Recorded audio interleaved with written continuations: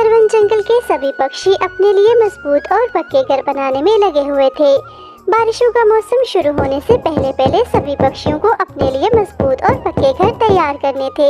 वही रानू चिड़िया जो अंडे देने वाली थी, वो उदास होकर पेड़ की शाख पर बैठी हुई थी, क्योंकि उसकी तबीयत बहुत खराब थी। वो अपना घर कैसे ही बना सकती थी। मैं अंडे देने वाली हूँ, बारिशों का मौसम भी शुरू होने वाला है। मैं क्या करूँ, मुझसे तो दाना ढूंढने भी नहीं जाया जा रहा। ऐसे में मैं अपना घर कैसे बना पाऊंगी? न जाने इस बार बारिशों में मेरा क्या होगा। ऐसे ही कुछ दिन बीत जाते हैं। रानू चिड़िया एक टिंकू का घोंसला बनाकर उसमें 3 अंडे देती है। रानू चिड़िया अपने अंडे देखकर बहुत खुश थी। अब इन तीनों अंडों से मेरे 3 बच्चे निकलेंगे। मैं कितनी भाग्यशाली हूँ। जब मेरे बच्चे इस दुनिया में आएंगे तो मेरा अकेलापन भी दूर हो जाएगा। मैं अपने बच्चों से बहुत प्यार करूँगी। ऊपर वाले, अब जब तक मैं अपने लिए कोई पक्का और मजबूत घर नहीं बना लेती, तो ही मेरे अंडों की रक्षा करना। ऐसे ही कुछ दिन बीत जाते हैं। रानू चिड़िया के अंडों से 3 बेटी चिड़िया जन्म लेती हैं। रानू चिड़िया अपनी तीनों बेटियों को देखकर बहुत खुश थी। ऊपर वाले का धन्यवाद, जिसने मुझे इतनी सुंदर 3 बेटियां दी हैं। रानू चिड़िया अपनी बेटियों को देखकर बहुत खुश होती है। वो अपनी बेटियों के साथ बातें कर ही रही थी कि तभी आसमान पर काले बादल छा जाते हैं। तेज बादल गरजते हैं और साथ ही बारिश बरसना शुरू हो जाती है। ये सब देखकर रानू चिड़िया तो बहुत परेशान होती है। वो अपनी तीनों बेटियों को अपने पंखों में छुपा लेती है। हे ऊपर वाले, ये कैसी कठिन परीक्षा है। इतनी तेज बारिश में मैं अपनी बेटियों को लेकर कहाँ जाऊँ? लेकिन तभी जंगल में तेज तूफान भी शुरू हो जाता है। तेज तूफान के कारण रानू चिड़िया की बच्चियां घोंसले समेत दूर जाकर गिरती हैं। मामा जी, हमें बहुत डर लग रही है। प्लीज मामा, हमें किसी सुरक्षित जगह पर ले जाएं। मेरी बच्चियों, तुम्हारी माँ इस जंगल की सबसे गरीब चिड़िया है। मैं तुम्हें लेकर कहाँ जाऊँ? लेकिन हम ऐसे ही बारिश में भीगते रहे तो हम सब बीमार होकर मर जाएंगे। मैं कुछ करती हूँ, तुम सब मेरे साथ आओ। रानू चिड़िया के पास अपनी बच्चियों के लिए कोई सुरक्षित जगह नहीं थी। वो अपनी बेटियों को लेकर जंगल में इधर उधर उड़ने लगती है, क्योंकि माँ का प्यार कभी हार नहीं मानता। तभी उड़ते हुए रानू चिड़िया को एक खाली पुराना घर दिखाई देता है। जैसे ही रानू चिड़िया उस घर के अंदर झांकती है तो वो घर अंदर से खाली था। रानू चिड़िया जल्दी से अपनी तीनों बेटियों को लेकर उस घर के अंदर चली जाती है। मामा जी, क्या ये है हमारा घर? इतना पुराना और टूटा सा। मेरी बेटी ऐसा नहीं सोचते। ये घर चाहे पुराना और टूटा है, लेकिन देखो इसमें आकर हम कितने सुकून से बैठ गए हैं। ये घर हमें बारिश से बचा रहा है। आई एम सॉरी मामा, मैं दोबारा ऐसी बात नहीं करूँगी। लेकिन मामा, अभी तो हमें बहुत भूख लग रही है। प्लीज कुछ खाने के लिए देना। अच्छा मेरी बेटियों, मैं आप सबके लिए जंगल से दाना ढूंढ कर लाती हूँ, लेकिन जब तक मैं वापस ना आऊँ आप यहीं पर बैठना। खिड़की या दरवाजे की तरफ मत होना, वरना कोई दुष्ट पक्षी आपको अकेला देखकर खा जाएगा। ऐसे कहते हुए रानू चिड़िया जंगल से अपनी बेटियों के लिए दाना ढूंढने चली जाती है, लेकिन उसके वापस आने तक तो एक बहुत बड़ी समस्या खड़ी हो चुकी थी। गोरी, जो मुझे नजर आ रहा है, क्या वो तुम्हें भी दिखाई दे रहा है? भोजन की खातिर हम पूरे जंगल में भटकते रहे और देखो, भोजन तो हमारे घर पर ही हमारा इंतजार कर रहा था। हाय कालू जी, मैं तो थोड़ा पास होकर देखती हूँ। ये तो सचमुच नन्ही नन्ही चिड़िया हैं। कालू जी, जाओ बाजार से टिक्का मसाला लेकर आओ। कुछ के बनाऊंगी मैं टिक्के और कुछ को तो मैं कच्चा ही चबा कर खा जाऊंगी। फिर कालू कौवा बारिश में भीगते हुए टिक्का मसाला लेने चला जाता है। दूसरी तरफ मम्मा चिड़िया को भी एक खेत से गेहूं के कुछ दाने मिल जाते हैं। मेरी बेटियां मेरा इंतजार कर रही होंगी। मैं जल्दी से अपनी बेटियों के लिए ये दाना ले जाती हूँ। काली रंग वाली आंटी, आप हमें क्यों खाना चाहती हैं? आप हमारा टिक्का बोटी मत बनाना। काली आंटी, हम तो कुछ दिन पहले ही अंदर से बाहर आई हैं। हमने आपका क्या बिगाड़ा है? हाय रे, जिसको देखो मुझे काली काली कहता रहता है। छोटी चिड़िया, अभी तो तुझे चूं चूं करना भी ठीक से नहीं आता और तू मुझे काली आंटी कहती जा रही हो। गौरी कवि उन छोटी चिड़ियाओं को बहुत गुस्से से डांटती है। छोटी चिड़िया तो गौरी कवि से बहुत खौफजदा हो रही थी। तभी अपनी चोंच में गेहूं के बाले लेकर मम्मा चिड़िया भी वापस आ जाती है। अपनी बच्चियों के पास गौरी कवि को देखकर मम्मा चिड़िया तो बहुत परेशान होती है। चिड़िया, ये तरबियत की है तुमने अपनी बच्चियों की? ये मुझे काली आंटी कहकर बुला रही हैं। कवि बहन, मेरी बच्चियाँ भी बहुत छोटी हैं। अपनी बच्चियों की तरफ से मैं माफी मांगती हूँ। प्लीज आप इन्हें माफ कर दें। चिड़िया, हम कव्वे तो किसी को माफ नहीं करते। तुम जैसी छोटी छोटी चिड़िया तो हमें बहुत पसंद है। कालू गया है जंगल से टिक्का मसाला लेने, एक बार वो वापस आ जाए फिर तुम्हारी कुछ बच्चियों को तो मैं कच्चा चबाऊंगी और कुछ को तो मैं टिक्का बनाकर खा जाऊंगी। ना कवि बहन, मेरी बच्चियाँ तो अभी बहुत छोटी हैं। कृपया आप इन्हें मत खाएं। मेरे जीने का तो यही सहारा है। आप जंगल से कुछ और खा लें, आप तो बड़े पक्षी हैं। जंगल से कुछ कैसे खा लें? जितनी तेज बारिश है, अनाज का तो एक दाना नहीं मिल रहा, ताजा मांस कहाँ से मिलेगा? सुनो चिड़िया, अगर तुम सचमुच अपनी बच्चियों को बचाना चाहती हो तो जाओ मेरे और कालू के लिए जंगल से ताजा मांस लेकर आओ। और हाँ सुनो, जल्दी आना, ऐसा ना हो कहीं तुम्हें देर हो जाए और हम तुम्हारी बच्चियों को चट कर जाएं, क्योंकि मुझे और कालू को बहुत तेज भूख लगी हुई है। अपनी बेटियों को बचाने की खातिर मम्मा चिड़िया कुछ सोचे बिना ही वहाँ से उड़ जाती है और दूर एक खेत में जाकर बैठ जाती है। मैंने तो सारी जिंदगी जंगल से दाना खाया और कभी मीठे फल। अब मुझे क्या पता कि मांस कहाँ से मिलेगा। अपनी बच्चियों को बचाने के लिए मैं घर से मांस ढूंढने तो आ गई हूँ, लेकिन अब मैं क्या करूँ? ऊपर वाले कृपया मेरी मदद करो। तेज बारिश में भीगते हुए रानो चिड़िया रो रही थी कि तभी वहाँ पर सुनहरी बदली आ जाती है। क्या बात है रानो चिड़िया, इतनी तेज बारिश में तुम यहाँ बैठकर क्यों रो रही हो? क्या मैं तुम्हारी कोई मदद कर सकती हूँ? फिर रानो चिड़िया रोते हुए सुनहरी बदली को सारी बात बताती है। प्यारी चिड़िया, तुम रो मत। उन दुष्ट कौवों को तो मैं मजा चखाती हूँ। मेरी बात ध्यान से सुनो। मैं तुम्हें एक जादुई मांस का टुकड़ा देती हूँ। तुम वो जादुई मांस का टुकड़ा जाकर उन कौवों को परोस देना। फिर वो कौवे जैसे ही उसे खाने लगेंगे तो उस जादुई मांस के टुकड़े से करंट निकलेगा, जिसके साथ वो कौवे फौरन ही मर जाएंगे। फिर तुम अपनी बच्चियों के साथ उस घर में सुकून से रहना। फिर सुनहरी बदली रानो चिड़िया को वो जादुई मांस का टुकड़ा देती है, जिसे देख रानो चिड़िया की तो जान में जान आ जाती है, क्योंकि अब इस मांस से वो अपनी बच्चियों को उन कौवों से बचा पाएगी।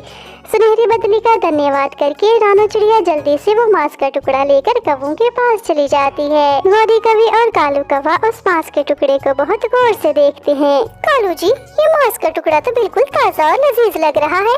छोटी चिड़िया, तुम्हें ये मांस का टुकड़ा कहाँ से मिला? कव्वे बहन, ये मांस का टुकड़ा मैं एक बड़ी चील के घोंसले से चुरा कर लाई हूँ।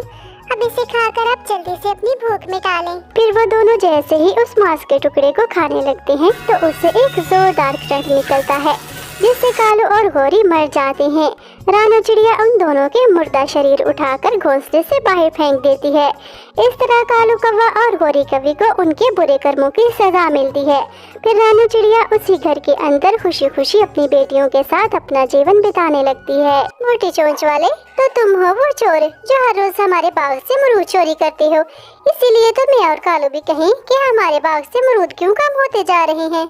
गौरी, मैं तो कहता हूँ इसे पेड़ के साथ उल्टा लटका देते हैं, फिर इस मोटी चोंच वाले की अकल ठिकाने आएगी।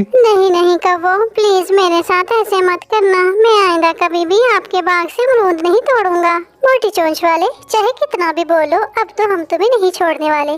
जानते हो ना, हम कव्वे हैं, हम किसी को माफ नहीं करते। फिर कौवा और कव्वी मिठू तोते को पेड़ के साथ उल्टा लटका कर वहाँ से चले जाते हैं। सुबह से शाम हो जाती है, लेकिन कोई भी मिठू तोते की मदद करने के लिए नहीं पहुँचता। बहुत बुरे हैं ये कौवे, ऊपर वाले तू ही किसी को मेरी मदद के लिए भेज दे। सुबह हो जाती है, रानो चिड़िया जंगल से भोजन ढूंढने निकलती है। तभी उसकी नजर मिठू तोते पर पड़ती है। वो जल्दी जल्दी से मिठू तोते को आजाद करती है। तोते भैया, आप यहाँ कैसे? और आपको पेड़ के साथ उल्टा किसने लटकाया था? चिड़िया, मैंने इस पेड़ से एक अमरूद तोड़ लिया। मैं नहीं जानता था कि ये कौवों का बाग है, तो कौवों ने पकड़कर मुझे पेड़ के साथ उल्टा लटका दिया। अगर ऐसी बात है मिठू भैया, तो फिर हम दोनों को जल्दी जल्दी यहाँ से चले जाना चाहिए। ऐसा ना हो वो कौवे अब हम दोनों को ही पेड़ों के साथ उल्टा लटका दें। फिर चिड़िया और तोता तेज उड़ते हुए अपने घरों की तरफ चले जाते हैं। उनके जाते ही कालू और गौरी भी बाग में आ जाते हैं। कालू, वो मोटी चोंच वाला तोता कहाँ चला गया? गौरी, मुझे तो लगता है वो भाग गया। चलो कोई बात नहीं, अगर भाग गया है तो जितनी सजा उसे मिली है, आइंदा कभी भी हमारे बाग की तरफ आने की जरूरत नहीं करेगा वो मोटी चोंच वाला। ऐसे ही समय बीत रहा था। एक दिन रानो चिड़िया अपने घोंसले में लेटी हुई थी। मामा जी, मुझे बहुत तेज भूख लगी है। लेकिन घर में खाने के लिए एक भी दाना नहीं। प्लीज मुझे कुछ खाने के लिए लाकर दे मम्मा। गुड़िया बेटी, आप बिल्कुल ठीक कह रही हो, लेकिन कल से ही तो मेरी तबीयत खराब है और आज तो मुझे तेज बुखार है। लेकिन मैं आपके लिए दाना लेने जाती हूँ। आप बहुत छोटी हो, आपको अभी उड़ना नहीं आता। जब मैं चली जाऊँ तो घर से बाहर मत निकलना। मैं जैसे तैसे करके आपके लिए कुछ खाने को लाती हूँ। ठीक है मामा जी, मैं घर से बाहर नहीं जाऊंगी, लेकिन आप दाना लेके जल्दी ही वापस आ जाना। फिर रानो चिड़िया जंगल से दाना ढूंढने चली जाती है, लेकिन उसे कहीं से भी कोई दाना नहीं मिलता। थक हार कर वो एक पेड़ पर बैठ जाती है। आज तो कहीं भी कोई दाना दिखाई नहीं दे रहा। बुखार की वजह से मुझसे उड़ा भी नहीं जा रहा। क्यों न आज मैं कौवों के बाग से एक अमरूद तोड़ कर ले आऊं।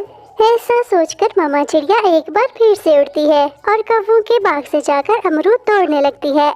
बाकी दूसरी ओर बैठे कौवे जो अपने बाग की रखवाली कर रहे थे, वो चिड़िया को अमरूद तोड़ते हुए देख लेते हैं। कालू, जल्दी चलो, वो देखो छोटी चिड़िया हमारे बाग से अमरूद चोरी कर रही है। चिड़िया, वैसे तो तुम शक्ल से बहुत मासूम लगती हो, लेकिन देखो हमारे बाग से अमरूद चुरा रही हो। गौरी, देख क्या रही हो? इसे भी मिठू तोते की तरह पेड़ पर उल्टा लटका देते हैं, फिर इसकी भी अकल ठिकाने आ जाएगी। नहीं नहीं कौवो, प्लीज मेरे साथ ऐसे न करना। इस बाग में इतने सारे अमरूद हैं। अगर मैंने एक अमरूद तोड़ लिया तो कौन से इस बाग के अमरूद कम हो जाएंगे। मुझे जाने दो, मेरी बेटी घर पर अकेली है। तुम्हारी बेटी घर पर अकेली है तो हम क्या करें? हम तो तुम्हें नहीं छोड़ेंगे।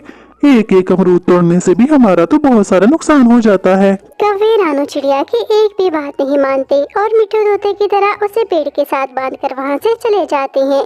सुबह से शाम हो जाती है, लेकिन कोई भी मामा चिड़िया की मदद करने के लिए वहाँ नहीं जाता। सुबह से शाम हो गई है। बेचारी गुड़िया, वो तो मेरा राह देख देख कर थक गई होगी। उसे तो कितनी तेज भूख भी लगी थी। सुबह से रात हो गई, लेकिन मामा अभी तक घर नहीं आई। मैंने मामा को बोला भी था कि मुझे इतनी तेज भूख लगी है। मुझे रात के अंधेरे से बहुत डर लग रहा है। अब सुबह होते ही मैं मिठू अंकल के घर जाऊंगी। क्या पता वो जानती हूँ कि मामा कहाँ है। फिर जैसे ही अगली सुबह होती है, गुड़िया चिड़िया मिठू तोते के पास जाती है। मिठू तोते का घर रानो चिड़िया के घर के साथ था। मिठू अंकल, मेरी मामा कल मेरे लिए जंगल से दाना लेने गई थी, लेकिन अभी तक वापस नहीं आई। क्या आपको मालूम है कि मेरी मामा कहाँ है? नहीं गुड़िया बेटी, मुझे तो कुछ भी मालूम नहीं कि आपकी मामा कहाँ है, लेकिन चलो हम दोनों जंगल आपकी मामा को ढूंढने चलते हैं। फिर मिठू तोता गुड़िया चिड़िया को अपने साथ लेकर रानो चिड़िया को ढूंढने निकल जाता है।